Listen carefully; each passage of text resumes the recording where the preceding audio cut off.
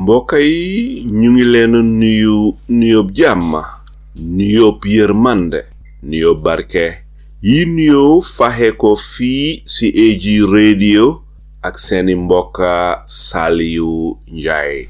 ñoo amati mbégte gu mag dellu suwaat fii di waxtaan ak yéen ci Ramadan leen nekk ci jamono yi ba tax na AG radio ak sun executive bi yépp ñu ngi leen wish a very happy and blessed Ramadan. Programme tey bi mooy seen programme bi ngeen xamee di weekly review show bési tey bi daldi tolloog bésub dimanche juróom-ñeneenti fan ci weerub March atum 2025 gan gi tey du kenn kudut Mr. Saul Jawara mi ngeen xam moom bindakat la author la am na ay téere yu binda mu nekk Gambien boo xam ne yàggoon na Sweden waaye su jamono yi mu ngi dëkk Angleterre gisee na boppam ne he is a human rights defender nekk koo xam ne ku believe la ku gëm la in social justice. waxtaane tey bi dineen waxtaane Russia, Ukraine, NATO, Europe ak America. Si biir waxtaan bi dineen laaj Mr. Saul Jawara ana lan mooy gis-gisam ana lan mooy jànginam si li nga xam ne moo xewoon week sin jox gannaaw si Oval Office bi diggante Donald Trump ak président Zelensky bu Ukraine ñu dal li wérante yu tànga loo xam ne li kenn musu koy gis mu dal li xew si Oval Office bi foofa si office si président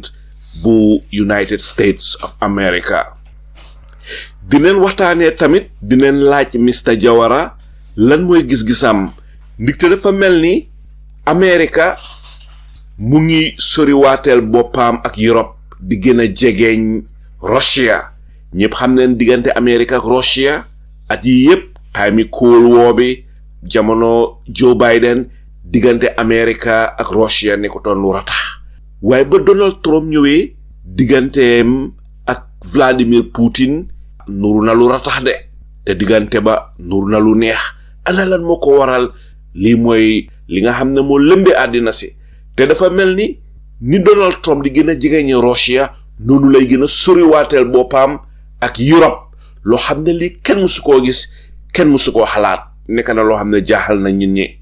fi mu nekk nag security Europe mooy li nga xam ne tamit mooy li lëmb àddina si ndax Europe dina mun a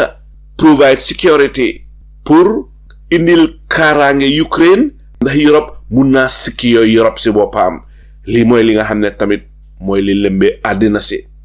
gannaaw loolu dafa mel ni Donald Trump dafa bëgg a génnee America si NATO ñu xamee ko si North Atlantic Treaty Organization loo xam ne lii kenn musu koo xalaat mu nekk loo xam ne lu doy waar la am na nag political commentators yoo xam ne ñu ngi wax ne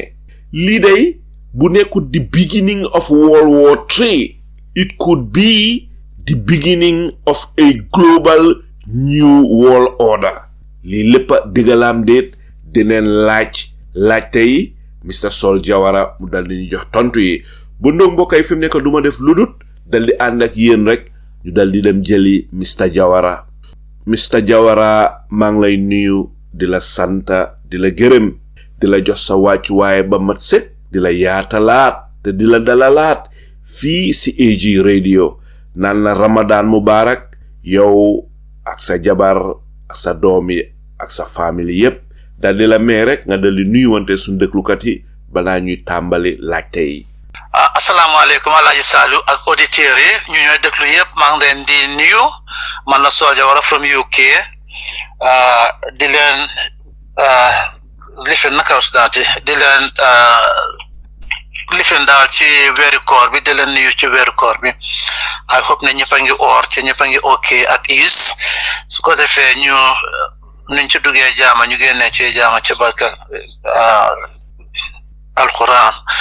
ci su ko defee yàlla nangu ñaani yëpp Alaaji Saliou waxtaan bi dina neex tey because yu bari xew na fu mu nekk ni geopolitics dafa mel ne dafa flip upside down soo ñu dugg ci waxtaan bi wasalaam. jërëjëf Mr Jawara njëlbeeni laajte bi mooy damay ànd ak yow rek ñu dal di dem Russia ma bu laa laaj rek Saul ana lan mooy li xew ba tax bi nga xamee ne Donald Trump ñëw na rek si saasi ñu gis Trump jegeñante Putin lool ba nga xam ne woo bi nga xam ne moo xew diggante Ukraine ak Russia political commentators ñu ngi wax ne ki nga xam ne mooy di winner ki gagné si lii lépp du kenn ko dul Putin li Putin bëggoon yépp la ko Donald Trump dal di defal laajte bi mooy xanaa dafa am lu Putin xamal Donald Trump lu àddina si xamut ak lan moo tax Donald Trump di mel ni kuy liggéeyal Putin lépp lu Putin bëgg a Donald Trump a ngi koo def ana lan mooy li xew. waaw Alaaji Saliou laajte bi am na njëriñ trop because ku xam Donald Trump nga yaaga toppa Donald Trump di nga xam ne Donald Trump ak Russia yaaga na depuis ci 86 well before sax Putin came to power Donald Trump was very very very involved into Russia so mostly lu xew mooy ne man fan yi passé nii sax or couple of weeks yi passé nii maa ngi gis ci internet bi mu ngi circulate from credible sources sax de waaye nag déggaaguma ko ci big media like Al Jazeera CNN ak BBC ak yooyu noonu so mu am lifin Russian intelligence koo xam ne ki retire na so kooku moo génn si di wax ne Donald Trump was actually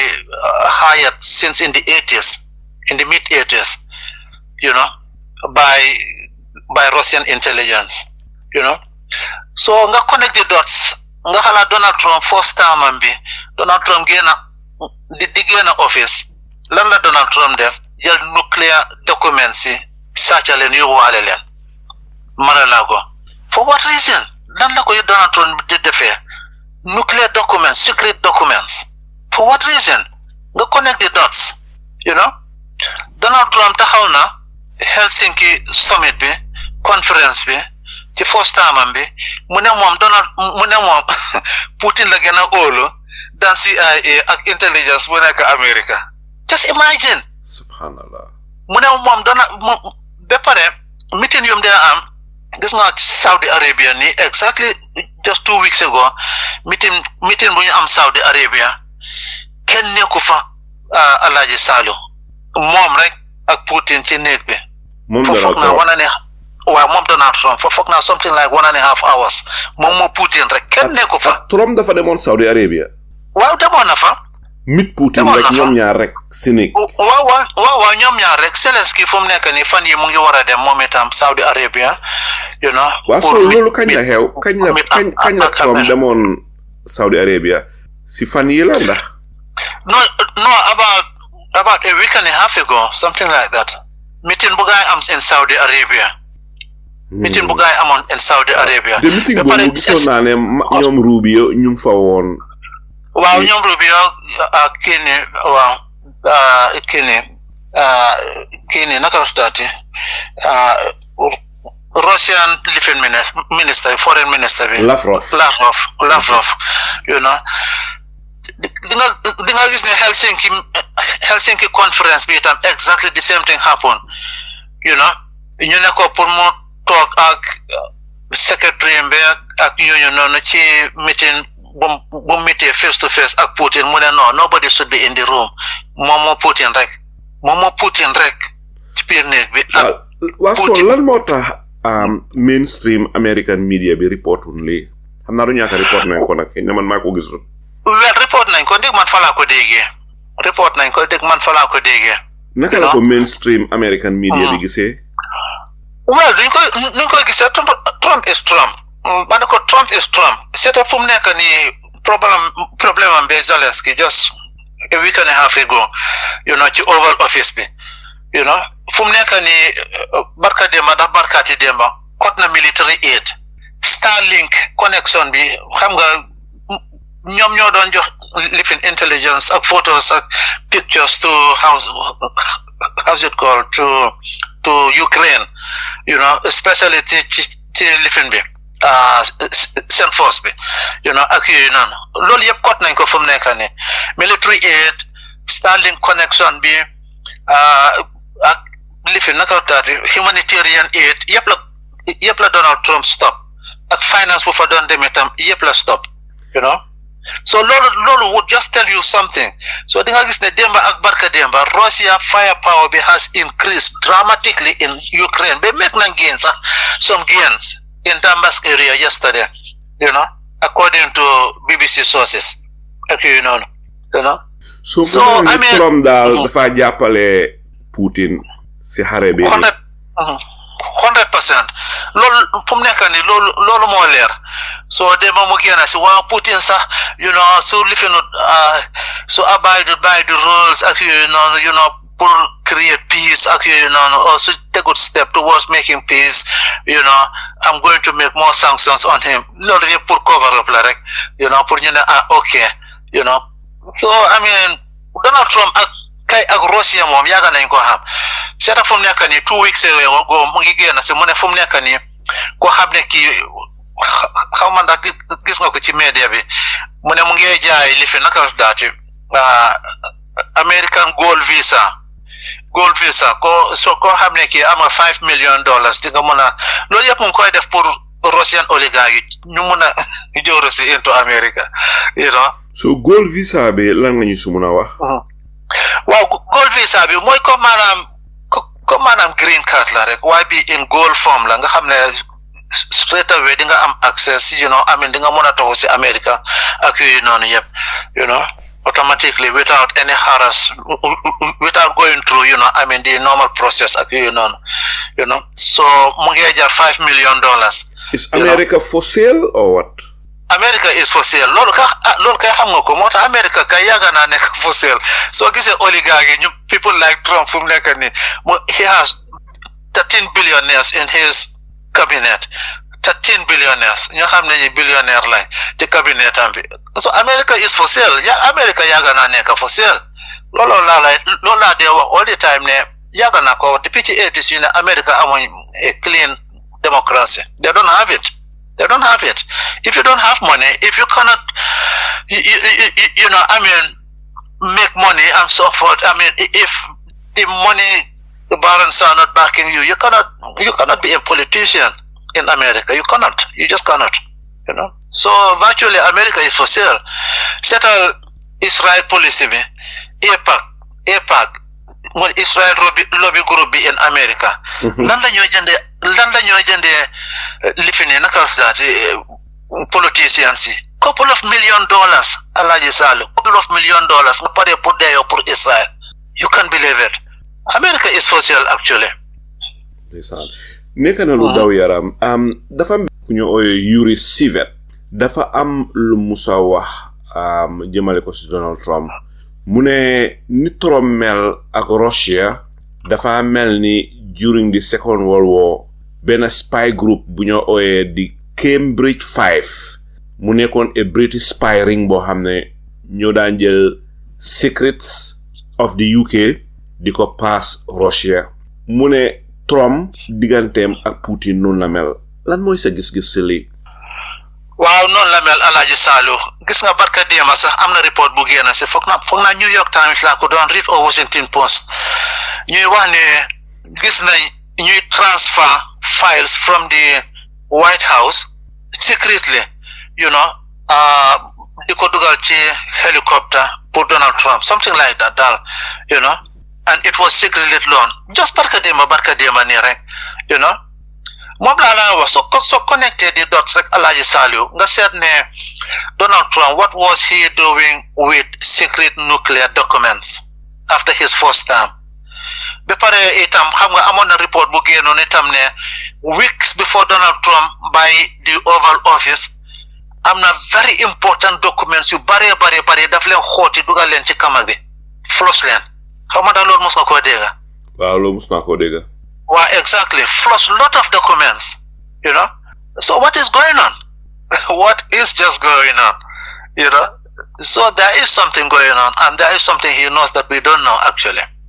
You know. Why sooner or later dina feeñ? Manako sooner or later dina feeñ. Why xam nga façon yi ni from jare all the time that they am ñoo xam ne ñi they hate what is going on and they want, because Donald Trump société politique am sax Alhaji Salou is very confusing. Daf la wax ne moom peace la bëgga,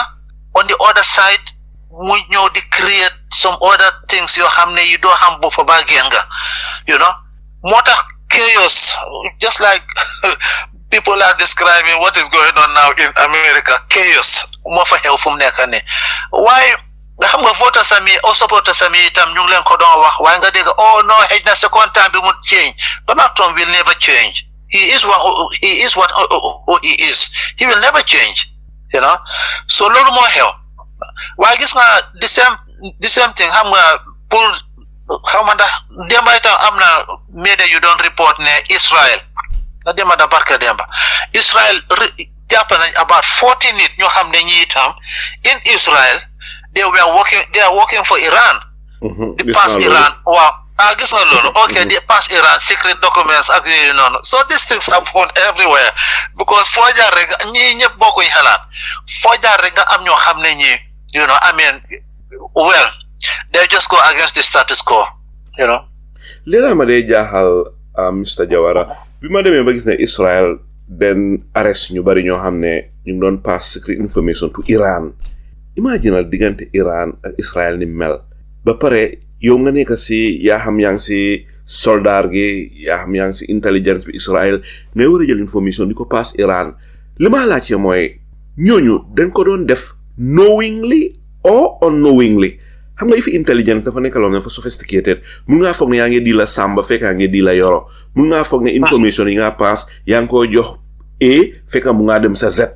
So ala fan tactics yu gars yi day use pour réeral xan la sii nii ba nga xam ne dañoo believe ne ki ñoo jox information yi nekk nañu koo xam ne xëy na is neutral nekkul dara lu garaaw wala sax xëy na mun a am foogul ne information yi Iran laa mujjee. Lan mooy li lay xew? Well, Alhaji Salou ñoom dinañ di xam obvious ñoom because xam nañ agreement bu ñu am obvious ñoom xam nañ exactly what is going on and what they are doing. They know it, you know, black and white. So but the thing is it political, is it ideological, or is it financial because of economy and so forth? Like Palestinians yu bari ñu ngeel Israel. So gisee Israel di mun a rey seen leaders yi so gisee mu ne gis Israel di mun a def some sophisticated operations into Gaza and other Palestinian places and even in Lebanon the same thing because they have operatives on the ground. Am na ñoo xam ne ñi doomi réew mi la ñu ngi leen di liggéeyal loolu ñoom nga gis Hamas su jàppee façon yooyu noonu ñuy leen a execute you know publicly ak yooyu noonu hang seen yaram yi or doga seen yaram yi hang leen just pour one example rek ne fii lii ku ko fi def rek lii moo lay dal ak yooyu noonu you know. Waaye Palestinians yi ñeneen di nga understand ne because of economy moo leen di tax because Israel dina leen dig ne waaw dinañ leen génnee ba pare dinañ leen jox xaalis nañ leen jox you know Israel passport or soo bëggee dem America sax yow yaa sa famille nañ leen rëccale ak yooyu noonu yóbbu leen America jox leen lu nekk lu ngeen bëgg ak yooyu noonu yëpp gis nañ yooyu yëpp. So am na ñu ko dee fulfill ndax dañ leen ko dee dik rek ba pare duñ ko def after. Well ñaareel dañ ko dee fulfill moom dañ ko dee fulfill yu ci bari sax you know so dañ ko dee fulfill. So Israel mu ngi mel ni comme waaju njàpp barka démba in Israel kooku like $1,000 la ko Iran fay. So I mean $1,000 what is that? You know I mean pour nga wone nuclear pour nga pass over secret nuclear weapons to Iran ak yooyu noonu. Obviously kooku mu ngi ko doon def because of ideological reason. Doo mën a wax ne yow mi dëkk Israel am access to nuclear sites yi ak yooyu noonu yëpp you know you have a good paying job, you are an engineer and all those stuff, well educated and well connected. You lay fay $1,000 pour nga war a pass secret, you know. So I mean, it was ideological. Obviously, it was ideological, you know. So lulu nekk na lu daw yaram waaye $1,000 lulu is almost an insult. So the magnitude of an operation like that, ngay wara jël secret information di ko jox a country like Iran at a price of $1,000. Man na bima ko déggé dama fogg né hejna bobo the last payment hejna amna lu ko transfer in a foreign bank account somewhere around the world. Yalla rek a xam. Why $1,000 definitely lolu xel mënu ko nangu. Why Saul ma bëgg la laaj rek ki ni di Yuri Svets mom sax fogg na né adina ci ñu bari xam nañ ko nité mom et KGB major la woon si KGB bi ba pare li ma understand mooy ne nekkoon na koo xam ne daf daan write correspondence for Washington pour America si news agency bi ñoo ooyee Russia News Agency moo nekk TASS moom daf daan binda correspondence in the 80s waaye later in 1993 dafa jógee Russia dem America. So mom ku jege ñoon Alexandra Litvinenko from the orders of Putin, si information bi ndega li c'est public knowledge ne Putin moo yónnee ay assassin pour ñu liquidate ko rey ko. That was in 2006 in London, yaa ngi ko fàttale ko. Yes. Wow. So mom lim wax mom Yuri Svets mu ne Russian KGB bi for 40 years ñu ngi toppa Trump di ko groom pour prepare pour bés bu mel nii pour bu nekkee président kii li mu wax nii lan moo si sa gis-gis foog nga ne dëgg laa wax am déet. dëgg laa wax Alaaji Sadio ma ne ko ku ñëpp tuuf li nga tooy obviously Donald Trump so connecté di dossier comme li ma la wax ne su connecté di dossier rek because Donald Trump lan la soxla Russia ma ne ko lan la soxla Russia loo xam ne lii du ko am America so I mean Donald Trump has been groomed, I mean, yoki nga wax ne sax man dégg naa from other sources ko xam ne ki is retired,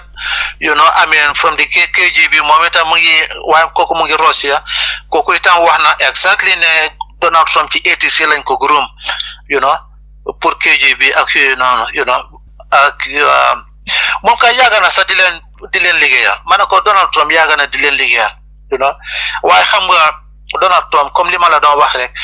ci 80s yi moom ci boppam daf daan wax ne moom dina nekk président su bëggee nekk président in America Larry King na ko how are you going to do that mu ne ko well because I'm going to join the Republican Party mu ne ko why the Republican Party mu ne because they are fools whatever you tell them they believe you and they will be ready to die for you so xamoon na exactly what he was doing eventually he would be able to make it in the White House. So maybe with the help of Russia and all those stuff, I mean, so he has been, I mean, put on the limelight, secretly, yep. Because no line there, so grooming it. Secret agencies, long, then they halat short time, white time, then they mostly then they halat very long time, then they live in long time, living projects long term projects man lolu mo lima jaaxal ko ma digene fu 40 years KGB bi ñu ngi groom Trump te ñoom xamul woon sax ndax Trump dina nekk président in fact sax Trump sax xamutoon ne dina nekk président so li ma fàttali mooy ne xëj na du ñàkka the Russian spy agency around the world ne nde target yi nañu ñoo xam ne they could likely be a president one day ko fi ñu door di leen groom nanka pour install leen si système bi ndax lu mel ni foog nga ne mu ngi am waaw mu ngi am kay moom la wax ne Donald Trump moom ci boppam ci 80s moom wax na ne moom na nekk président su ko buggee so he knew that ba pare moom xam nga moom I mean he knows inside out how America works, I mean, with all the corruption, with all the, I mean, and so forth, so jëlee sa bopp nga link sa bopp with the right wing, nga link sa bopp with, how's it called, people like Murdoch. Obviously, you can be president. They can, mën nañ laa génne sa all closes, put Alaaji Saalu lifin la naka daate def solal la lu ees defal la ba nga baax def la président gannaaw élection bëggee wallahi gisa président George Bush former président Bush junior moom itam exactly the same thing dañ dem kunkungal buntaam bi ñu ne ko lan la ñu ne ko will make you a president mu ne what mu ne yeah you're going to be next president of America mu ne non wax loolu Republican Party bi. Republican Party bi. Waaw dañ dem ku ngal ko beta ko ne ko dañ laa def président mu ne non jabar ji ne ko jël ko soo jabar ji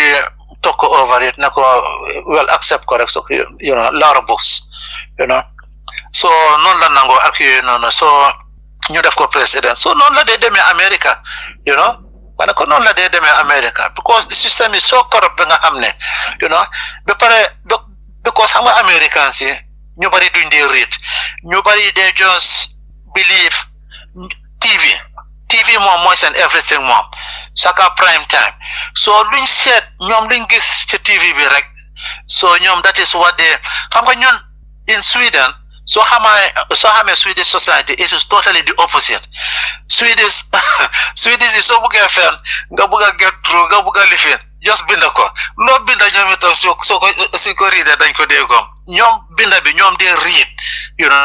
waaye America moom ñoom TV bi la moom whatever they see on TV saka prime time that is what they are going to believe moo tax advertisements ak yi ni yëpp it is so important in media main media in America so ma bëgg a xam rek Saul ñi nga xam ne foreign intelligence yaa xam KGB yaa xam FBI wala CIA wala the British naka leen ko dee wooye MI5 la MI6 ak MI6 intelligence agency su nekk si àddina si bari na su gaay recruter ñun ñi da leen def fay on a monthly basis ndax title la rek ne you are our foreign agent ndax da leen def fay every month or what naka la dee mais waaw yéen ay dañ leen def fay yooyu dafa dépend ci contract bi dafa dépend ci contract bi su dee yéen ay xëy na mën lañ laa fay in bulk pour nga defal leen a certain task yéen ay mën nañ laa fay monthly like ni nga ko waxee monthly transfer or occasional transfer yéen itam mën nañ la yéen itam am na ñoo xam ne ñi Alaaji Saliou dañoo liggéey for free because of ideology dañuy ñeneen they do it just for free because of ideology so loolu dafa dépend naka nga d'accord ak gaay ak yooyu noonu yëpp mbaa nekkuloo di plan pour bugg a nekk pour ñu ko recruit la yàlla gisi yàlla busal waaye Saul leena tamit jaaxal na ma naka leen mun a assassiner Ismail Haniyeh in Iran in a safe house in one of the palaces of the supreme leader naka la operation bu sophisticated nii mun a amee in Iranian soil biir Iran waaw Alaaji Saliou lii nii yëpp moom laa laa wax lii nii yëpp because gisuloo Ismail Haniyeh sa buñ ko reyee after bu Iran gaay defee internal investigation kenn ci général si moom lañ arrest ne moom lañ suspect ne moo doon joxe information in Iran ci boppam laa la wax xam nga déggoon nga loolu. déggoon naa ko waaw waaye li ma jaaxal général boobu après ça ñu ngi ko gisoon in a meeting as if everything was normal waaye moom la social media wax ne moom mooy ki leak the information waaye after ñu ngi doon dégga neen ko arrest ak dafa disappear waaye yooyu yëpp amutoon after gisoon nañ ko mu ngi toog ak supreme leader bi ak the Iranian dignitaries so xaw ma nag fan la gaay mujjee moom waaye su dut kooku itam sax obviously am nañ intelligence ne lii mooy xew from the ground otherwise Israel loolu lañ dee human intelligence because Israel 24/7 ñu ngi recruit the same thing in fini naka tuuti Lebanon I mean everywhere they operate Israel gis nga as we are speaking today America about 100 Israeli operatives lañ dee arrest every month in America waaye doo musa dégga benn news outlet report ko never so yaa ngi ne Israel ba léegi ñu ngi recruit baax na su ndéglukat yi xam so lan ay di difference between Sinbet ak Mossad well seen difference bi bariwut mu ngi mel ni tey nga ne how's it called FBI ak CIA so like Mossad bi boobu moo amee international operations ak yooyu noonu soo seen bet moom ñoo amee military intelligence bi léegi operations yi ñoo def ci biir dëkk beeg yooyu noonu gis nga Alaaji Saalu moo tax am na leena lu xew mooy affaire yi si lifin USAID bi nii Donald Trump stop nii xam nga man suma bo liggéey naa in Sudan with USAID amoon na time itam Ablaye Sanyang doon wax ne waaw USAID seen dimbal ci Gambia ak yooyu noonu nga wonda USAID koona boo dem ci wool bi ñu ngi fa koona boo dem Alaaji Saalu ñu ngi fa seen xaalis bi nag taxu koo bari waaye obviously soo demee ci poor countries yi nii nga def fa a couple of millions that is a lot of money for them ak yooyu noonu so USAID seen operations yi mostly they work with CIA loolu la ñuy xamoon moo tax gis nga America ni xamee Gambia ci boppam Barrow ci boppam xameewu ko Gambia yow mi juddoo Gambia yow ci sa boppam ngay dee wonda how America amul koona amul loxo foo xam ne fii koona amul straight path boo xam ne fii on àdduna lu America munta xam because of CIA operators yene dañoo ñëw sa dëkka ne la dinañ la dimbale dinañ la lii nga am Peace Corps yi xam nga yaa ngi fàttali ko Peace Corps yi ñi ñëpp under USA they work for CIA loolu xam naa ci lu ma leer because in Sudan I worked with USAID company ma doon liggéeyal One America they were working under USA living the contract. So that was how I knew, So they have so many people under these projects in the third world countries coming in and out. Nga wonder every Friday lying down you on a pouch, so-called official pouch to Washington, directly reports what hamni be gathered and go all over on a weekly basis. Just imagine. On a weekly basis, these people know exactly every corner of your country what's going on. Guys, imagine, wow, how United Nations experts about information about anywhere in the world. They go to State Department website, State Department send details. Guys, they wonder how they fake a USAID. They have some operations in the so what nuko Trump stopping it is diminishing American power a lot. Gis nga Sudan man ma fa njëkkee ega Alaaji Salo ci seen embassy bi ma gis ne because xam nga ci Sudan ñu jógee ci south bi soo leen gisee rek daan leen xam they are dark, they are tall and they are they are dark and tall soo leen gisee rek nga xamee leen soo ma dem ci embassy bi ma gis ne ñu fay liggéey ñëpp ci southern bi la. Why said that eventually Sudan ran over hell? They end up dividing the country. That was exactly America's work. CIA USA work. So no how come you people, all the employees, drivers here, cook here, white man here, everybody, Balekat here, everybody was from the south because ñoom soo leen gisee rek amee leen, waaw because xam nga dañ leen di south na si fii ci note bi dañ leen di discriminate ak yooyu soo jàngee university sax soo ñëwee doo mën a xam benn liggéey bu lu driving ak yooyu noonu so ñun we prioritize hiring ma ne okay understand na comme DEI hiring rek okay so loolu laa foogoon ndax what was going on so ma dem ci south bi man ci suma woppa because dañ ne woon sax bu fa kenn dem waaye because man suma driver bi ci boppam attach moom foofu la jógee so mu ne ma nañ dem dara du la jot ak yooyu noonu so noonu la ñu dem naa ba waaw ba Juba seen ñaari capital yooyu noonu this was in the 80s ma dem gis foofu naka la mel time boobu sax Alaaji Saalu Chevron Americans yi xamoon nañ ne there is lot of oil foofu noonu loolu tax ñu bëggoon a divide the country Chevron isi fa ay bagage ak yooyu noonu sax pour eventually su dee dëkk bi divide na south bi am seen boppa ñu mun a teg seen loxo ci moom Chevron is it an American company? Yeah, it is the biggest petroleum company in the world, I think. Chevron, it is American, So Chevron isi fa seen bagage yi nga gis pipe yu maga magi yi ne yëpp waaye ñu rey fa 6 Americans so after bu fa loolu xewee because time boobu xeex baa ngee dem on xam nga gars yi south bi ak north bi gars yi xeex nañ 32 years John Garang on na John Garang ak yooyu noonu so ñu rey fa 6 Americans ci la USA wax ne bu fa kenn demati ak yooyu noonu strictly warning ak yooyu noonu you know so time boobu la fa ñëwee bàyyi dem waaye di nga gis nga opérations yi ne maa laa wax ñu naan Peace Corps yi rek du gën a fii gën a Peace Corps yi suñ demee seen néeg suñ demee seen kër yi bi la report yooyu yëpp ñu yóbbu ko ci USA yóbbu ko ci embassy bi yooyu yëpp ñu day ko man ñun dañ daan am field trips because man daan liggéey on epidemiology you know so dañ daan wóor ci field trips yi dañ amoon ay doctors yu daan dem ci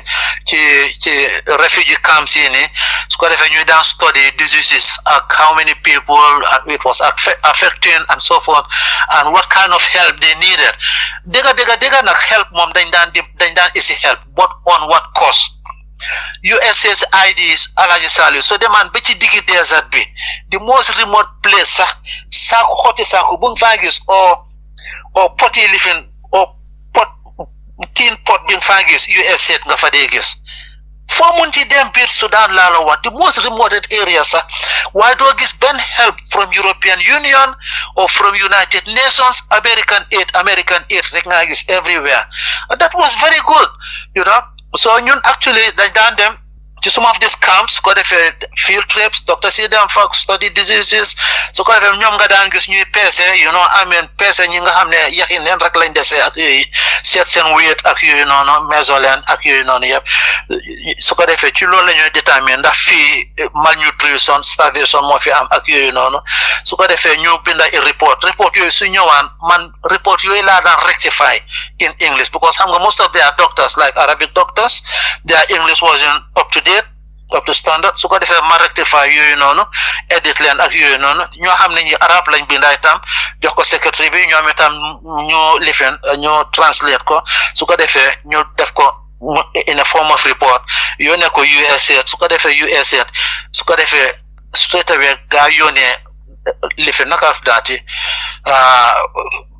agricultural products yi ni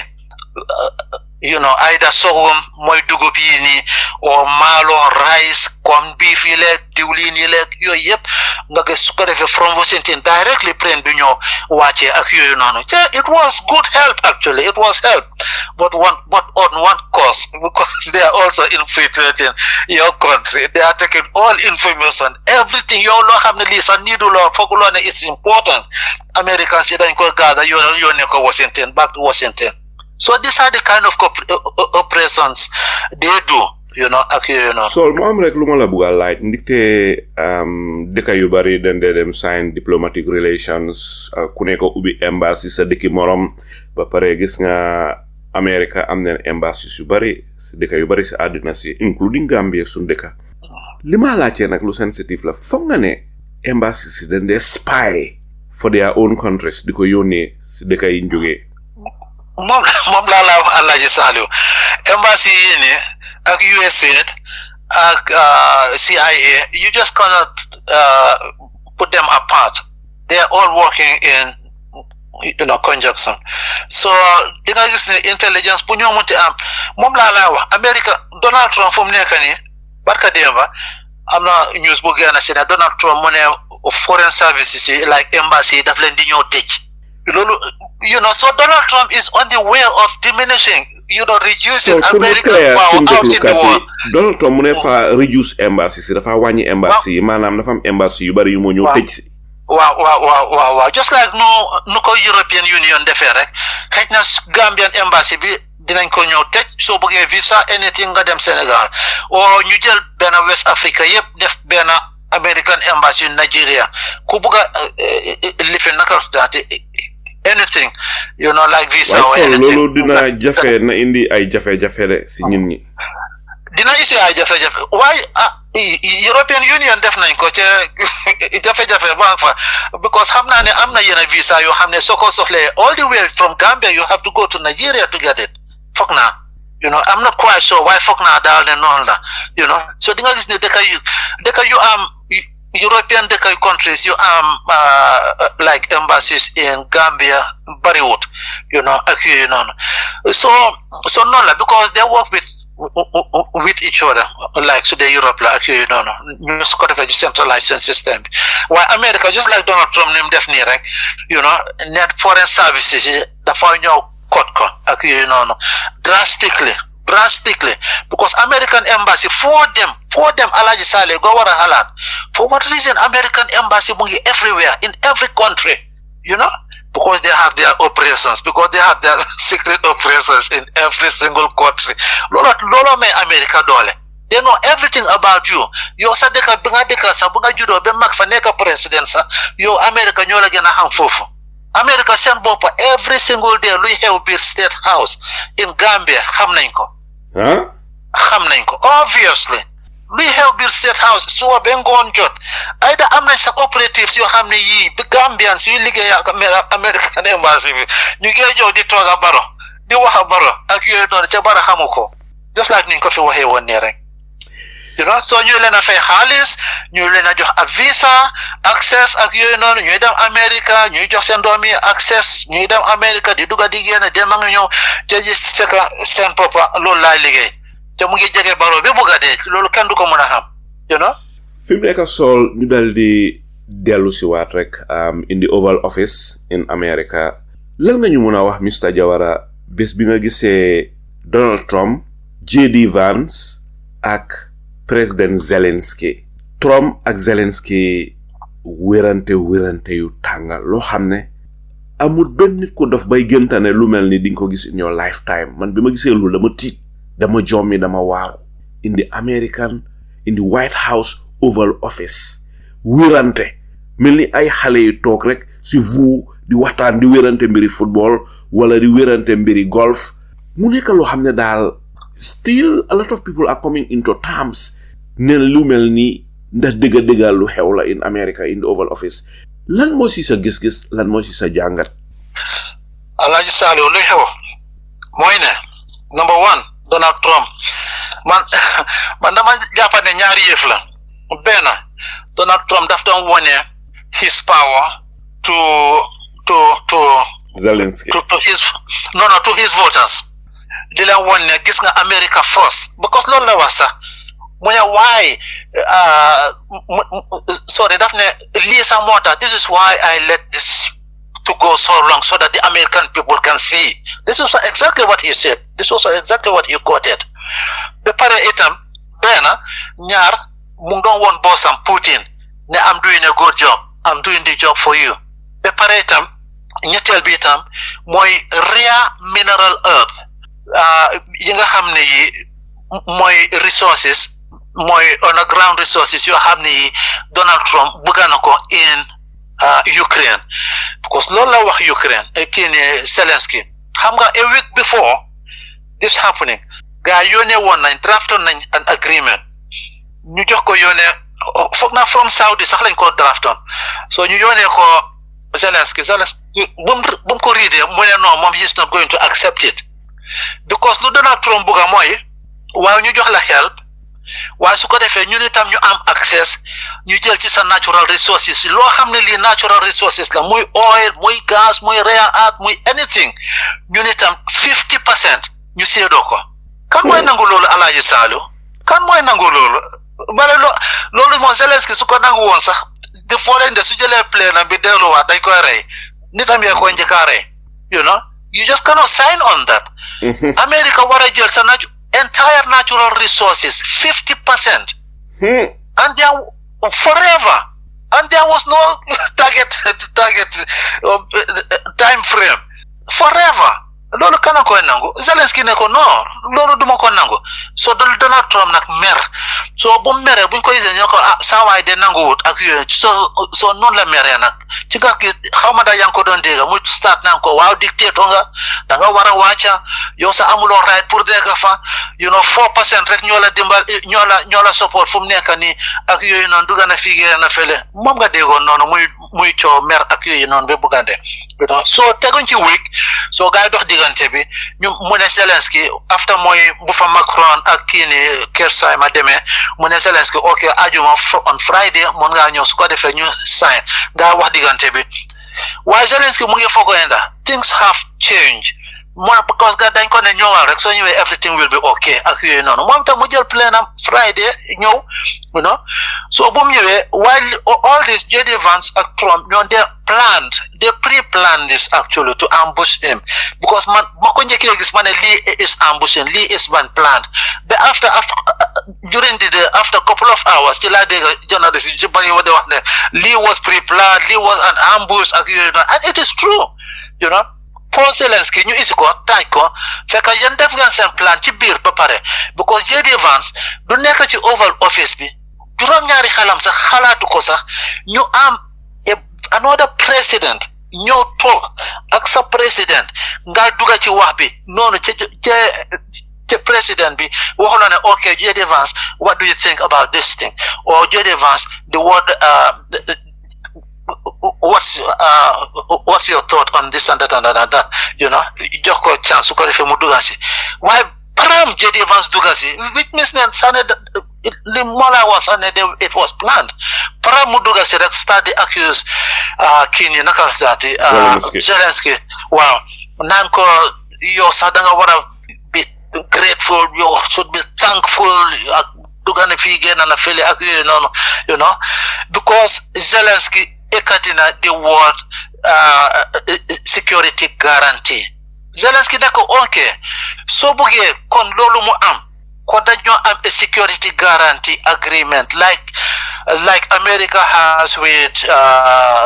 Germany or America has with Israel ñu am a permanent like security guarantee beneen dëkk bu ñëw pour xeexal la rek America la xeexal like loolu nag la Donald Trump bañ a dégga Donald Trump ne loolu du ci dal waaw lan moo tax Trump du ko jox Ukraine security guarantee bi nga xam ne moom la Zelensky doon demand lan moo tax Trump bañ su loolu because su ko joxee which means ne now Trump or America is going to war directly with Russia with boss and Putin obviously that will not help Trump du nangu loolu moo tax during the gathering foofu noonu coow li bari bu Zelensky waxee waat the word security guarantee rek non dafa am sorry ci li fi ne naka daati dafa am ci journaliste yi ku laaj Trump pour affaire yi ndax Trump ndax Ukraine will be welcome into NATO foofu nu fa Donald Trump answer rek body language am bi rek moo laa wax ne kii is working for Putin Donald Trump ne no over by dead body no that will never happen for Zelensky for Ukraine come to NATO that will never ever happen all these years the elite in America both the military the intelligence plus the politicians ñoom ñëpp they were in for loolu isi xeex bi nii sax loolu ñoom ñëpp they were in for Ukraine join NATO pushing its boundaries its walls te loolu la Putin di complain lana war a tax in my backyard koo xam ne kii thousands of kilometers moo dox suñu diggante ngeen di war a ñëw join NATO di war a ñëw foofu noonu di fa def seen military camp bases yeeg yooyu noonu you know ak seen missiles yeeg yooyu noonu over his dead body pour Ukraine join NATO. waa Saul leena mooy li ma jaaxal Ukraine is it in Europe?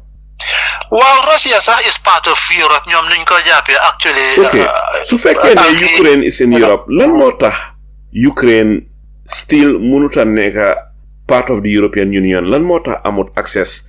to the European Union lan moo tax nekkut a member of the European states. waaw xam nga pour nga nekk a member dafa need some convergences so like ne Ukraine is a poor country xam nga so seen status bi fu mu jaar ba pare there's a lot of corruption yooyu yëpp fu ñu jaar ñu war koo fix pour nga jokk a bokk a European Union dafa am yoo xam ne yi foo jaar nga war standards yoo xam ne yi foo jaar nga war koo meet so moom nga gis ñoomin Romania yi léeg Poland yi léeg yi sax balaa ñuy dugal ñoomin Slovakia dëkk yi yëpp sax balaa ñuy dugal they have to make some adjustments they have to number one make sure ne seen finances are in order, you find corruption, discrimination. Gis nga Romania dañ daan discriminate seen gypsies yi ak yooyu yëpp waaye balaa ñoo dugg si European Union dañ leen wax ne seen gypsies yi ngeen di discriminate yi nii da ngeen ko war a bàyyi because in Romania those days before ñu join European Union dañ amoon Alaaji Saliou special schools pour Romanian pour gypsies yi rek nga xam ne normal tubaab yi duñ fa dee so schools yooyu were so bad unqualified teachers yi lañ fa daan def ba pare gypsy teachers yi rek lañ fa daan bàyyi so yow da ngaa dem ba wàcca foofu sax doo mën a read doo mën a binda tourist school la rek so European Union ne leen ak housing yi lekk yooyu yëpp ne leen seen discrimination yi ngeen di def ci gypsies yi yëpp da ngeen ko war a bàyyi ngeen war a adjust both economically both seen economy seen infrastructure seen everything standards bi daal da ngeen ko war a lifin ngeen make sure ne it is okay balaa ngeen di am so mu ngi mel ni say ut license rek doo dem rek doo dawal obviously am na lifin yoo xam ne foo jaar nga war ko meet pass sa exam fii rek test yi rek yooyu noonu so noonu la su ko defee ñu door la na so Ukraine is a poor country, it's a huge country, very important country, but it's also a poor country full of corruption ak yooyu noonu gars yi nag bugga nañoo the majority 80% ñoom bugga nañoo join European Union waaye 80% of Ukrainian itam buggu ñoo join NATO élite bu ndaw rek ñoom ñoo bugg a join NATO in Ukraine Masi Zelensky moo tax nga gis ne Yanukovych moom nga xam ne winoon na free and fair election. So da nga wax ne li ëppa doole si Ukrainian si buggu na bokka NATO. non buggu ñoo bokka NATO. Lan moo waral loolu lu tax buggu ñoo bokka NATO nite bokka NATO dina am security guarantee from NATO te loolu na leen dimbale against Russia. ñoom lu ñoo xalaat mooy ne they will become a target like war bi ni am ni will happen ñoom they knew it So how war being part of this war, later Putin go into war with Ukraine is because Putin bugut Ukraine join NATO. Well, lola la wane lolo mo isi war bi yep. Lan la Putin de ragal si NATO. Because imagine foog nga ne America Alaaji Saliou dinañ nango in Mexico Putin ak Mexico or ak China ñu am a security agreement nga xam ne Chinese or Russian missiles or military base dañoo nekk in Mexico over their dead body. America will never accept that. Seetal dëkk bi nga Cuba sax laa la wax te du Cuban missile crisis yi lii moo ko isi woon never in their backyard, never will they accept it. So lana waranta te ba pare America ak Russia ak Gorbachev sign on nañ ne ak Putin itam sa during this time sign on nañ ne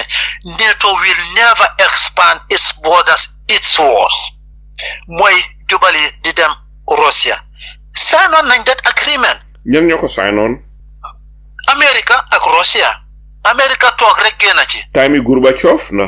waaw time bi Gorbachev ak time yi Putin yëpp ak even time yi Putin sax ba demoon na sax Putin di wax ne moom sax dafa war a join Russia dañ war a join NATO and they'll become one so nga xam ne benn enmity du am seen diggante they work together. No sax Putin sax demoon na waaye America ne no over their dead body. So America under Biden or under Trump? Well, this was under Bill Clinton ak Obama yep under Bill Clinton Obama Joe Biden sa gëna was ñep Joe Biden sa moom moo gëna hawkish everybody else in America ci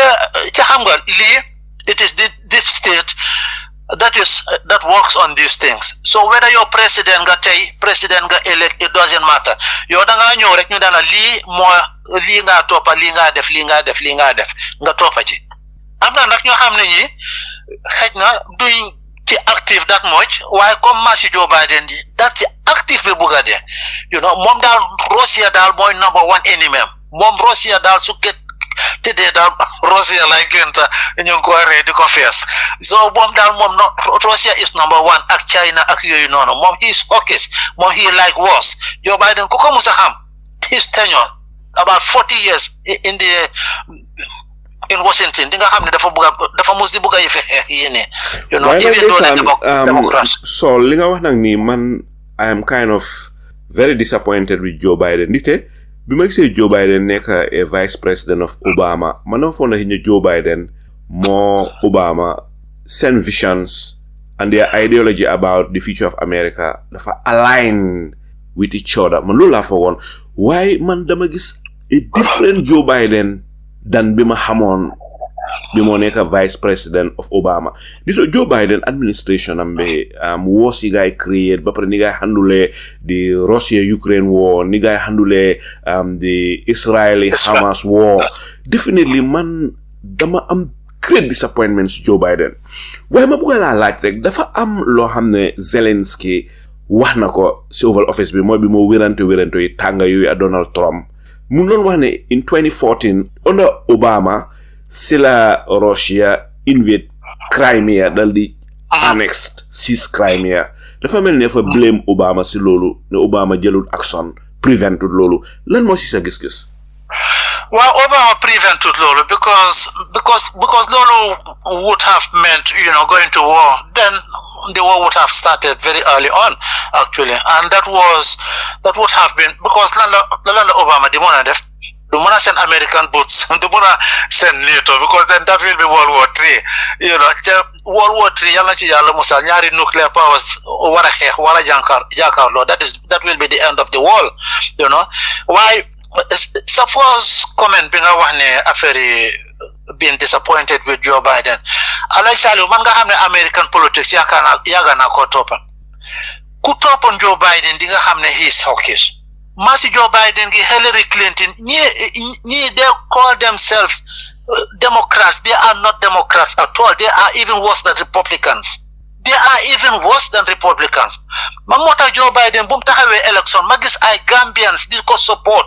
Gambians ñoo xam ne ñu ngi vote in America ma ne wow I couldn't just believe it I just cannot believe te xam nga Bernie Sanders man koo xam ne kii mooy suma candidate ever since moom for the past 30-40 years in America Bernie Sanders taxaw against Manela Joe Biden ba dem bi bëgg a win primary si blacks yi yëpp Manela foog naa South Carolina la woon North Carolina blacks yi yëpp get together ma gis black even Gambians yi on Facebook di support Joe Biden ma ne xay am na nag Bernie Sanders fii la ko gaay di win te primary foofu exactly la Joe Biden bu blacks yi yëpp jëlee seen vote yi jox ko Joe Biden foofu la Joe Biden wine ñu mu mujjee nekk di pick candidate for the Democrats so I mean just imagine ki nga xam ne is so hawkish Joe Biden nga xam ne moom pour ñu cut I mean welfare pour ñu cut food stamps even for the poorest Joe Biden more than isi façon yi bills yi nii ci house bi in the 80s and the 90s te loolu mu ngi daan gën a affect black communities Joe Biden moo daan wax ne Israel su amutee sax over his dead body mu ne Israel moom dina support Israel ba ba mooy dee mu ne Israel su amutoon sax they were going to create it and jox ko is unconditional support façon yi wax yi la Joe Biden ever since mus di wax soo toppee politics in America but moo tax musuma ko support never the legacy of Joe Biden the Israeli-Hamas war will continue to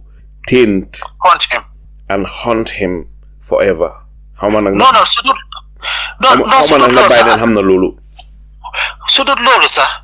xam na loolu kay moom kay xam na ne he was supporting genocide fu mu nekk nii am na human rights organisation yuy dugal pour su ko defee not only Israel sax waaye naka la tuddati Joe Biden ak his administration su ko defee ñu yóbbu leen to the ICJ ak International Criminal Court Court of Justice su ko defee ñu yóbbu leen fa ak yooyu noonu xëy na itam nag I mean because ñoom duñ transfer because just like George Bush the invasion of Iraq mu amoon time mu bugg a make his trip to Switzerland last minute 2 hours before mu bought his plane from Texas ñu ne ko no stop mu ne what is going on ñu ne ko soo demee Switzerland rek dinañ la arrest because human rights lawyers lang la fa aar soo fa demee rek dinañ la detain mu stop génnaatut outside of America ba tey jii George Bush ñu mënut a génn soo xëj na similar tam mooy ñoo xapoon si with Joe Biden ak yooyu suñ ko yóbbu ICC ak yooyu noonu itam While Alaji Salu, legal light is very important. Joe Biden legacy is very dark. But not only that, but ñoo taxi Trump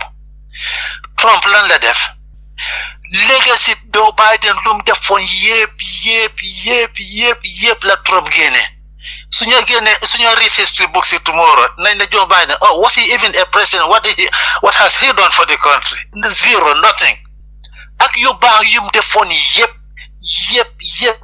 medication $35 wàññi ko pour $35 nga xam ne ku nekk government subsidized living free education yum created for millions of poor Americans ñu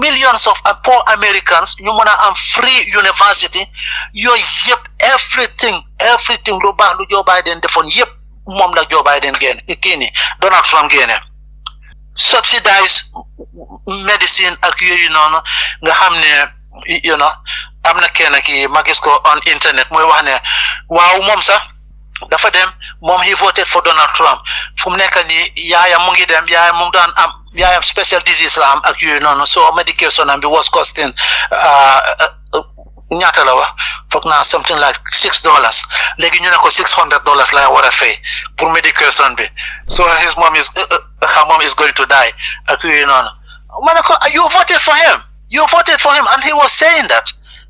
but you voted for him lii lañ leen doon wax seetal fu mu nekk nii price yi si Joe Biden kii ni Donald Trump ne moom su toogee from day one prices yi nañ yokk wàññeeku seetal tey lana xew te Alhaji Sallu yaa ngi fàttaliku noonu woon fii toog weeks months couple of months after ñu seet na prices yi in America nañ wàññeeku du man ko fi doon wax I said it exactly that is what happened. Prices are going up instead. Foog nga ne Americans yi ñu bari realize neen loolu ne li leen Trump dik ak li xew on the ground dafa mel ni guddee bëccëg. Realize nañ ko di because ñoom dañoo déglu moom li mooy wax bul déglu lan la nit ki di wax seetal lan laay def I mean ba pare itam nga put things in Donald Trump mu ngi am problème fu mu nekk nii mu ngi mere Saudi Arabia because bëgg na Saudi wàcce Saudi ak OPEC ndax ñu wàcce oil price si noonu Alhaji Sallu yow di nga ñëw ak sa moto nga romba maa ngi taaj suma table di jaay nga ne ma sool ma ne la nga ne ma lii jaay lii yaa ngi ko jaay $10 waaye jaay ko $5 de xam nga for what reason so Donald Trump léegi mu ne dafa press Saudi Arabia pour ñu wàññee oil prices yi fu mu nekk ni oil prices a barigo yi so I mean probably around $90 a barrel so fu mu nekk ni mu ne up to $45 per barrel pour su ko defee prices yi mun a wàññeeku America ndax su ko defee lu mu leen doon dikk mu ne leen gis nga wàññi naa prices yi waaye Saudi ne no barka démba Saudi ne no they're not going to do it OPEC ñu ne no they're not going to do it so fu mu nekk nii mu ngi wax ne waaw dafa sanction Russia su dee sanction Russia itam sax ak Russia output bi ñu dee am on oil ci oil market bi obviously loolu is going to put the prices up again so what he is saying and what he is doing are totally different. He is confused. There is total chaos in the Trump administration. Certain if tariffs yi nii mooy doon wax pour Canada then the last minute mo cancel ko because 10 hours before Ford Motor seen CEO call na ko mu ne ko tariffs yi su demee true rek xëy am because hundreds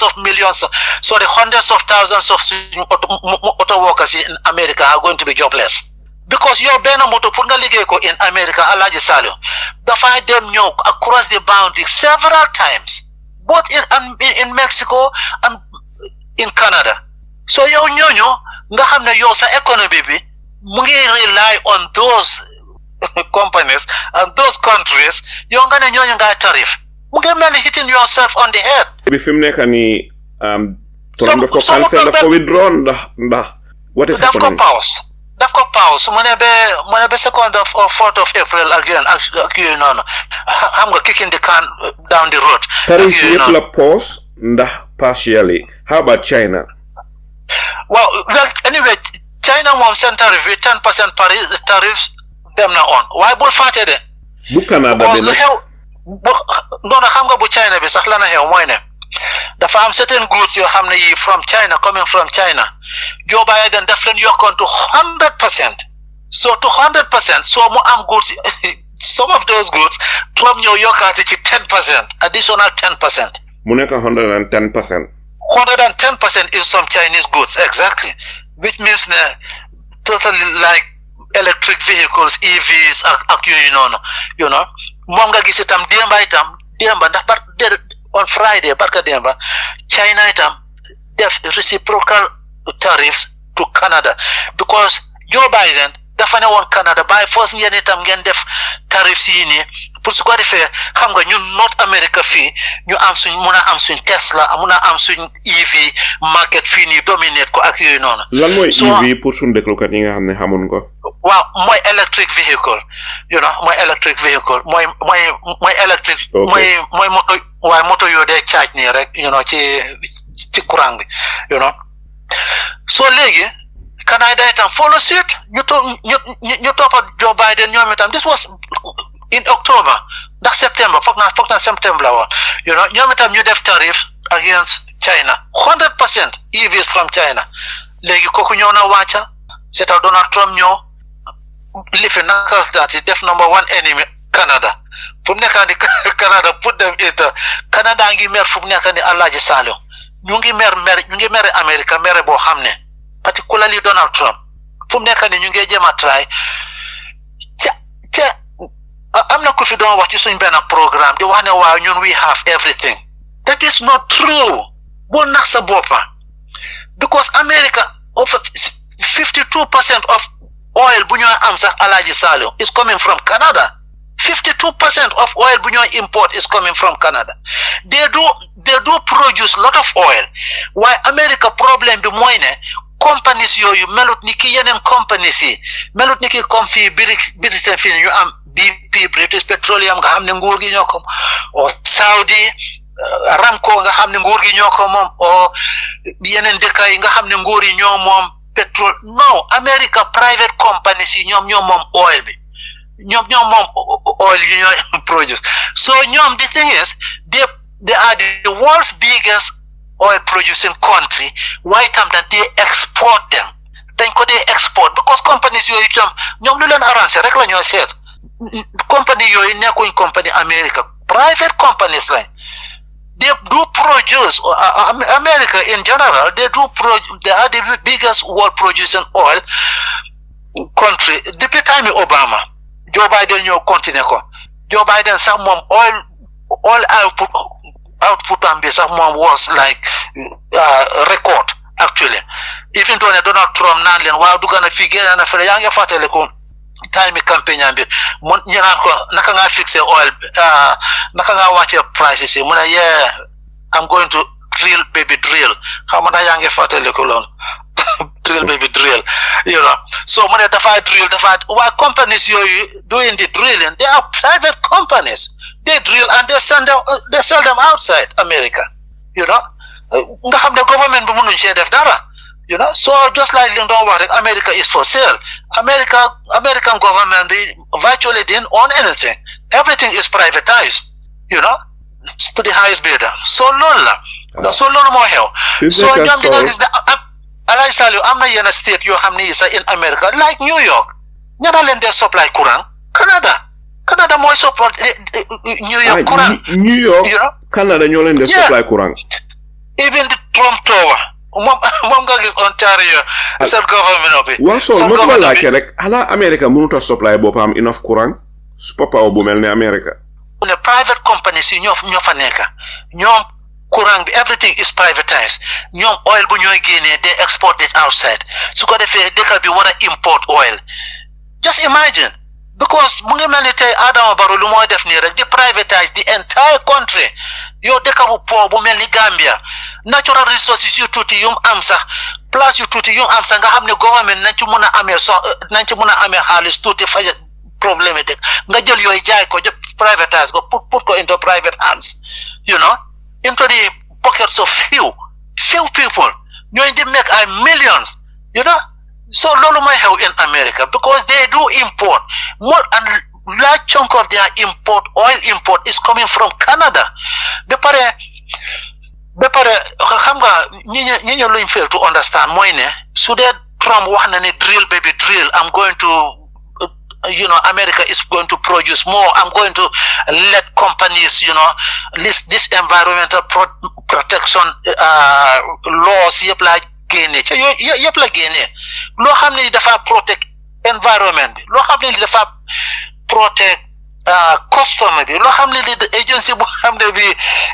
guard real la pour mën a isi fair and balance good standard of living in America. Donald Trump Alhaji Saliu génne na ko totally moom nga gis executive orders yu bari yi nii muy sign Joe Biden loo xam ne ni defoon na ko fa génne na ko waaye Donald Trump su toogee ne drill baby drill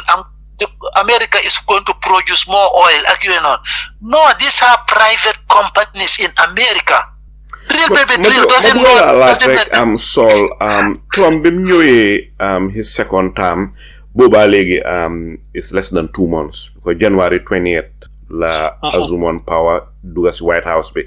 January 20th fi nekk ñu ngi si March almost 2 months. Is America going up or is it going down? America Alhaji Saliu is going down because ñoo nañ ci aajuma ji nii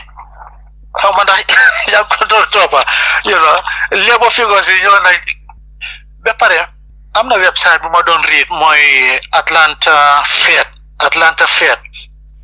mooy Atlanta seen reserve lifin bi Fed Reserve Bank bi xam nga guy they have a fantastic analysis ak figures yoo xam ne dañ dee toppa the entire economy so ñu bari fa lañ dee jëlee statistics so demba sax man ko doon seet xaw ma anam fanante sax so ñoom seen bopp project nañ ne the country is going down already. Alhaji Saliu imagine stock market bi ñaata crash lañ amagum sax barka demba rek stock market bi almost crash na xam nga lu xew loolu laa leen koy wax Donald Trump dafa ñëw pour yaaxa America he is here to destroy the country moom nga gis fu mu nekk ni ñëpp a ngi génn di ko protest ñu ko votalu ñëpp the entire country is on arms protesting less than 3 months in office. kontaan naa ne wax nga mbiri protest bi almost ñu ne in ñaata states how much 51 states how much 50 states ñu protest against Donald Trump yëg nga loolu everybody is protesting because prices yaa ngi bu mu doon ñëw price of eggs dozen was how much about $4 léegi is going to $8 something or more than $8 price of eggs double na te moom soo gisee ñu vootaloon ko mooy moo ne dina isi the prices down waaye amul dara lu mooy def yow su dee Donald Trump mu taxaw ci podium bi Alhaji Saliu déglu fii nga put 1-on-1 mu ne la dinaa isi the prices of eggs down dinaa isi the prices of because xam nga eggs is very important biscuit yi leeg baking lifin yi leeg yooyu noonu yëpp ci lañ dee def fii so eggs is very important just like moto is very important in any economy because xam nga 30,000 parts yu nekk in cars part bu nekk am na compagnie bu ko dee liggéey so they end up pour benn moto nga assemble ko parel ko ñu bari laay laal ak housing itam plumbing ak parts yooyu jënd ak yooyu noonu yëpp so these items are very important in any economy in economic terms ak yooyu noonu so Donald Trump su taxawee ci podium bi mu ne la dinaa wàññi prices yi from day one because this was what he was saying from day one ba pare mu toon ne la waaw tariffs are good tariffs are the best word in the dictionary. Don't hey, wait a moment, Mr. President. Tariffs is inflationary. So the tariffs, the prices are going up. Prices. How can you equate that? But people don't ask these questions. Lolo moy the problem. Fi nekk Saul ma dal di ñëw si beneen laajte bi the state of the nation address xaw ma da yaa ngi ko doon seetaan waaye man si suma gis-gis li ma fa gis dafa ragallu te nekk na loo xam ne war naa tiital nit ñi dama gis ne Republican yi on one side lu Trump wax ñu jóg tàccu Democrats ñu ngi toog yaa ngi observe woon loolu waaw so lii dafa wane rek a divided country lu xew Alhaji Saliu mooy because psychophants you toppa Donald Trump ñu bari xam nañ ne what he is doing is wrong waaye kenn ñemeñu ko yow Donald ba pare xam nga dafa sew dina ñëw sax 2 weeks after sax bu ne la waaw bu ma doon wax ñëpp a ngi jóg di tàccu waaye maa ngi gis ci vidéo bi sax ne yow tàccu loo what happened te election nga lose sa job he is that petty so this kind of attitude moom la Donald Trump use ba control everybody kenn ñemeñu ko Donald Trump du wax kenn wax so loolu mooy di problème Alhaji Saleh so man State of the Nations address or congressional address bi on Wednesday man actually seetuma ko man dama ko dee déglu rek because man bañ naa ko man ba awma TV man radio laa dee déglu man awma TV sax man radio rek laa dee déglu am nga TV so non awma TV man duma dee watch TV awma TV ma xanaa suma phone bi ak radio rek laa dee déglu waaw TV sa distraction la de ñu bari tamit dañ dee get rid of TV ñu bari du dee seetaan TV sa te ñu ngi ko amee waaw daf dee jël smartphone yi la léegi na use waaye ma la laaj rek so léegi beneen laaj so léegi ma wax go ahead waaw ma wax ci lii tuuti rek so li xew mooy ne because the thing is Donald Trump over 90% of lim doon wax yëpp Alhaji Saleh was not true was false ci xam nga li moo métti ci xam nga soo xalaatee Zelensky nga toog Donald Trump toog yow yaa ngi nekk a country at war so léegi nga toog Donald Trump toog journaliste yëpp a ngi toog àdduna yëpp a ngi leen di gis Donald Trump toog ci sa xar-xanam di fen obviously Zelensky fu mu jaar moom itam mu tontu the same thing nga gis ci Macron bu mu fa ñëwee Donald Trump door di fen mu ne ko no it's not like that Keir Starmer itam the same thing buñ toogee ci Oval Office bi Donald Trump di fen Keir Starmer ko no du noonu Zelensky itam the same thing mu door di fen Donald Zelensky ti la ko stop ti nga gis J.D. Vance intervene Donald Trump ci congressional speech bi la itam on Wednesday over 90% of lim doon wax yëpp Alhaji Saleh fen la ñu ñaa ngi toog foofu noonu di ko digest man duma de mën a understand sax dëgga caractère yi dañ yaaxu yow yaa ngi xam ne kii lu mooy def correctul yaa ngi xam ne kii lu moo wax fen la nga jóg di ko taajul waaye démocratie kontaanuñu woon moom rek nga gis Al Green da Texan lifin moom moo jóg sax di protest ne kii lu ma wax is not true VA moo ci interrupt speech am bi kooku la exactly ñoo faf mujjee ñu ne xaw ma dañ ko génne something like that ak yooyu noonu waaye démocratie yëpp ñoo waroon a jóg because Donald Trump nekkul a type of person Alhaji Saleh koy playal diplomacy soo gisee mu win election bi loolu la soo déggee seen speech yi yëpp démocratie luñ doon wax mooy ñu nekk benn dëkk bi advance ñu développe buñ bàyyi kenn gannaaw ñu ñu toppatoo leen ñu feebar ñu toppatoo leen loolu rek la démocratie doon wax Donald Trump nga indi order nga déglu Donald Trump speeches mi every time dëkk bi baaxut foreigners yi baaxuñ ñu ngi réeb ñi crime bi fii ñi dugg na fii problème bi fii dëkk baa ngi lu nekk a ngi seer dara baaxut dëkk na fii génn na fële di put America and its people down ñële ñu ngi ut naka la ñoo ekkatee put America up so this kind of rhetoric ci xam nga comme man nu ma ko gisee sax àdduna léegi dafa yàqu Hollywood movies yi sax Alhaji Saleh société violence movies yu bon yi nga xam ne rey yu garaaw yi ñoo dee gën a populaire drama movie yi nga xam ne daf laa teach lesson ak yooyu noonu kenn du ko dee seet because people think that they are boring di ko àdduna see yàqu fu mu nekk nii li nga wax ni sol lu daw yaram la fi mu nekk Mr Jawara ñu dal di ñëw si beneen laajte bi waxtu baa ñoo bugg a xala jaamu tuuti Donald Trump gis nañ ne jël na Europe through Europe under the boss in favor of Russia ma bëgg laa laaj rek ndax foog nga ne Europe mun nañoo provide security Europe foog nga ne mun naa secure itself waaw Van der Leyen who is the president of the commission fu mu nekk nii mu ngi génn barka démb di wax ne fu mu nekk nii the title rearm Europe or rearming Europe, which is very scary, Alhaji Saleh, because we see the history. We should learn from history. Clever people do learn from history always. Learning from history. First World War bi Europe la jógee Second World War bi Europe la jógee Europe xeex nañ reyante nañ more than any other continent in the entire globe you know so after Second World War bi ci lañ toog ñu ne hey enough is enough let us get together let us get our act together nga xam ne duñ xeexati noonu la gaa started di form European Union bi because koy defarantel business yaa ngi toog ak moom yéen a ngi waxtaan all the time obviously du ngeen mën a xeex ak yooyu noonu you know so moom nga gis you know so léegi rearming Europe because they get a backlash from Trump administration from America xam nga lii laa doon wax am na ku fi musoon a wax ci suñ jotaay fii nii ne lana war a tax te loolu talking point yi Fox News la talking point yi Donald Trump la wow we are helping them we are defending them and they are not paying anything they are using us loolu nga dee dégg Trump di wax it is not true that's a big lie NATO ñan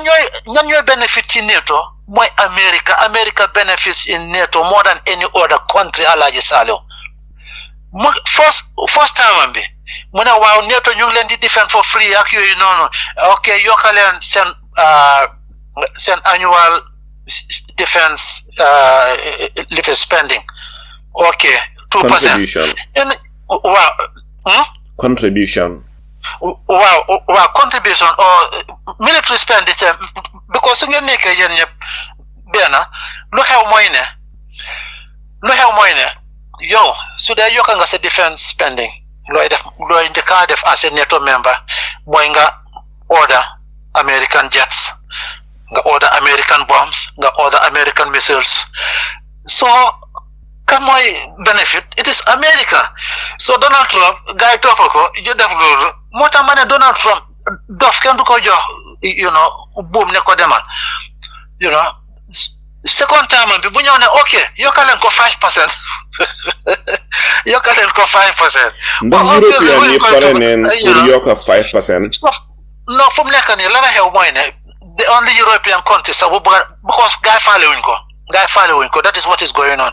because Donald Trump fu mu nekk nii moom nga gis Europeans get their acts together after this Trump debacle Oval Office debacle you know last week you know wow you know with Zelensky so ci election moom nga gis gaay def you know gaay converge a very an emergency meeting fii nii in London pour naka la gaay di replace help bu America doon jox because xamoon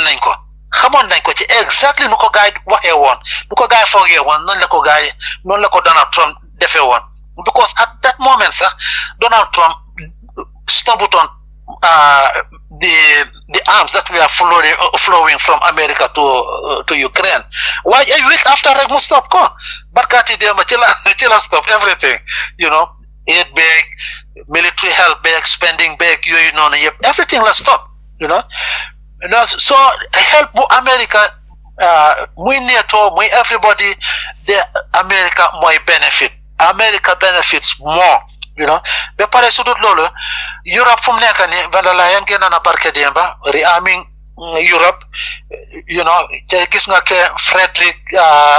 Merz mooy chancellor bu es bu nekk bu gaay elect in Germany waaw last week kooku itam wax na ne Germany are going to start arming themselves you know so Germany fu mu nekk nii pare nañoo génne have $1 trillion over 500 billion pour def ko into arms just imagine dëkk boo xam ne bii moo create First World War Second World War fu mu nekk ñu ngi rearm seen boppa it is scary so fu mu nekk ne van der Leyen wax na ne rearming Europe is going to cost almost about $1 trillion or you know about $1 trillion about 800 billion moom la focus ne moom la jëm a cost ak yooyu noonu ñoom sax bari na de sol bari na di moo tax di nga gis ne bu mu ko annoncé rek ci ajuma ji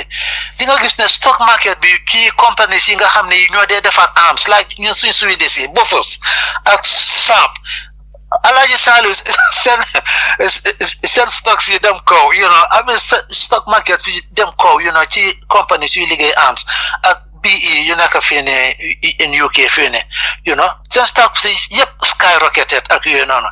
waaye xam nga man ak suma living ak suma morals ak yooyu noonu yëpp man su ma invest ci stock market bi duma dem di invest ci arms companies yu jagar arms di rey nit man loolu duma ko def instead I rather put it in companies yu liggéey lekka ñoomen McDonald's ak or pharmaceutical yu liggéey garab ak yooyu noonu waaye gis nga stock market bi companies yu liggéey arms ni ki Saab ak in Sweden foofu noonu Saab ak Bofors ak yooyu ñëpp seen stocks yi dem kaw drastically because it's a lot of money just like nu nga ko waxee it's a lot of money to put into defense. Laaj rek lan moo tax Europe mënul woon a gis na Donald Trump mi bu ñëwee nekkul koo xam ne ki ku ñoo mun a defal business la ba tax Europe war a toog xalaat pour indil seen boppa collective security lan la Europe deful woon loolu xar ba Donald Trump ñëw turoo leen under the boss ñu door a bëgg a put their houses in order lan mooy la yow. waaw lu xew mooy ne Alhaji Sallow li it is historical after Second World War bi because America win nañu the war ak the West so ñu jël yëpp just like United Nations rek benn institutions yi jël yëpp because America Roosevelt ci tam jël na the initiative pour put back peace rebuild with Marshall Plan rebuild Europe ak yooyu noonu yëpp so ñu jël everything daal jox ko bàyyi ko America foog ne ndax nañ garder institutions or doole yu leen jox nañ ko garder bu baax a baax think that they are fair enough ak yooyu noonu to abuse power so abuse of power yi nga gis ni yëpp recently lañ ñëw loolu kenn musu ko woon a foog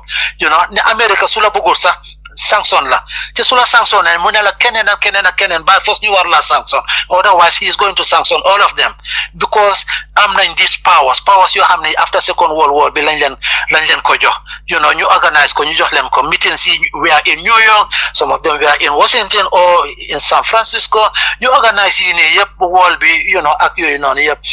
jël sax economy wall bi like the SWIFT system banking system yëpp teg ko si seen loxo foog ne ndax they will play fair but léegi nga gis ne people are disappointed because America is not playing fair everybody is disgusted with what they are doing loolu nga gis fu mu nekk nii jël NATO bàyyi ko ci loxo America ak yooyu noonu seen weaponry seen naka la tuddaati military arms industry complex bi industry bi di jël naka la tuddaati contracts yi yëpp from everywhere so ñoom most of their economy is built on wars on weapons and so forth so fu mu nekk nii Trump ñëw na nag man Alhaji Sallow ci boobu fana moom dinaa ci support Trump because Trump yu bari yu bon yum def itam fii wax na ne enough is enough moom sax ci first time bi sax daf na woon NATO should be obsolete NATO sax dafa warut a function because NATO lu taxoon ñu formoon ko during Second World War during lifin nag after Second World War bi moo nekkoon mooy pour Soviet Union ñu counter Soviet Union is no more mu ne why is NATO still on they create wars instead because ndax foog nga ne wax jooju make na sense well make na sense man ci suma boppa NATO bëgguma mu ñëw NATO Alhaji Sallow NATO lan lay def Afghanistan waaye am na ñu ko gisee ne NATO is important pour counter the Russian threat ñi xalaat ne lan moo si sa gis-gis there is no Russian threat lii nii yëpp boogi maan la rek Alhaji Sallow dañ laa nax rek Russia threat nuñ benn dëkk amul benn dëkk boo xam ba dëkk la Russia mën a musa invade lu dul seen problème ak Ukraine because seen problème ak Ukraine itam it was because of naka la tuddaate NATO lu ñëw so close to their boundary loolu moo ko cause because wax na leen ko time and time again ñu bañ a déglu wax na leen ko Putin wax na leen ko amoon nañ agreement ak America jël agreement bi saani xooti ñu am this ballistic agreement pour ñu wàññi seen nucléaire lana yow Joe Biden bu mu ñëwee ci la xooti yëpp saani this ballistic agreement ak yooyu noonu pour ñu wàññi seen missiles si ak yooyu noonu Joe Biden jël yëpp saani xooti ba pare di push NATO boundaries towards Russia obviously Russia will fight back ba pare naan seet leen lu ñooy def seet leen Russia lu ñooy def Russia ngee ñëw I mean whom are you fooling Russia musu ñoo dem kenn Alaji Salu di create free war di create fele war di create fele war di create fele war Assad amoon na problème lifinam bi buga daanu mu invite in Russia invade on a country, but that was a lesson learned. Since then they never did it, and that was how's it called in Afghanistan in the 80s, in the early 80s. ci war boobu la ñoomen if Bin Laden yëpp bokkoon ak yooyu noonu, you know. So after war boobu noonu in 84 ci la gaay toog 2014 so gisee ñoo ci life nag yooyu noonu, because Putin was disgusted with what was happening in Ukraine, you know. Lufasens ko xam ne ki free and fair in Ukraine win an election, Alaji Salo won an election free and fair te kooku sax was living neutral, moom bëggut yëfi NATO, moom bëggut yëfi Russia, mu ne Ukraine should be independent. Lan la CIA def, CIA ak USAID Alaji Salo dem coup d'état de broad daylight. Lana xew videos yaa ngi fu mu nekk nii sax di circulate. Lana xew Russia intercept wax calls yoo xam ne mu ngi daan jógee from Washington directly to Ukraine, to the American embassy ak USAID. gaa jël ay millions jox ko opposition bi ñoomi Zelensky pour ñu génne pour ñu daaneel kii ni kooku noonu win on elections, you know. So noonu lañ ko Yanukovych, so noonu la gaay génne you know, I mean protesters yi, you know, helped by CIA, with the help of CIA ak yooyu noonu gaay dem ci State House bi gaay génne Yanukovych noonu la dawee. Obviously you always run to your nearest neighbor, so noonu la dawee Russia seek foofu noonu asylum toog foofu noonu ci ka gis gaay organise jël Zelensky itam sax ñu ngi doon decide kan lañ fa war a teg. America was deciding who to put in Ukraine so that the NATO will get their way. nii lañ putee Zelensky taaj fa, moo tax moom nga dégg barka démba ndax last week Donald Trump di wax naan Zelensky yow you are just a comedian, naka nga mën a nekkee président sax you know. So America took and CIA with the help of CIA ñoo jël Zelensky teg ko into power pour su ko defee ñu mën a am seen wee. Loolu nag moo gën a merloo Putin, xam nga. So you have to understand that you have to put your shoes into the other person's, you know, yourself into the other person's shoes. You know, nga muna understand what is going on. You know, because you cannot deal with a person without understanding him first. You know. So daanaka waxtu bi jaamu nañu bëggoon naa waxtaan ji gën a yàgga waaye weeri koor leen nekka fi mu nekk ma daldi la may rek nga daldi Daniel ana fan nga tàggatoo askan bi. Well, Alaji Salu fu mu nekk nii ok ma laal ci yëfi Ukraine tuuti because fu mu nekk nii ñu ngi put maximum pressure ndax Ukraine ndax Europe dinañ mën a replace ñi ne naka daati help bu America def doon jox Ukraine léegi mooy di problème. Gis nga barka démba la na xew Alaji Salu Russia intensify nañ seen lifin naka daati seen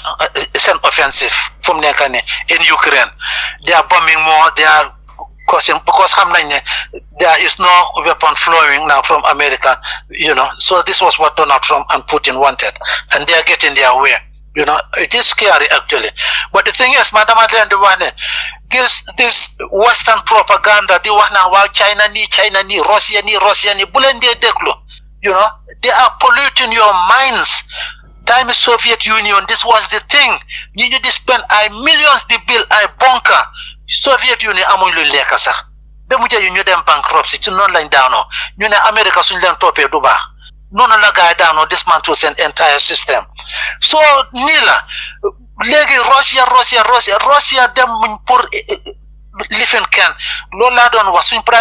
former prime minister bi sax maa ngi ko binda last week itam, you know, Magdalena Anderson maa ngi ko binda lifin bu gudda piece bu gudda di ko explainal ne ko man dama munta xam lana tax Swedish ak naka lañ reasonable yëpp, you know, clear-minded people 235 years of non-war ngeen neutrality moom la dëkk bi doon doxal léegi ngeen abandon loolu pour join NATO because panic ngeen rek because Russia invade nañ o ñu ngi xeexa Ukraine. That is a special story. That is nga put ko in context. That has nothing to do with you people. ñëpp di panic.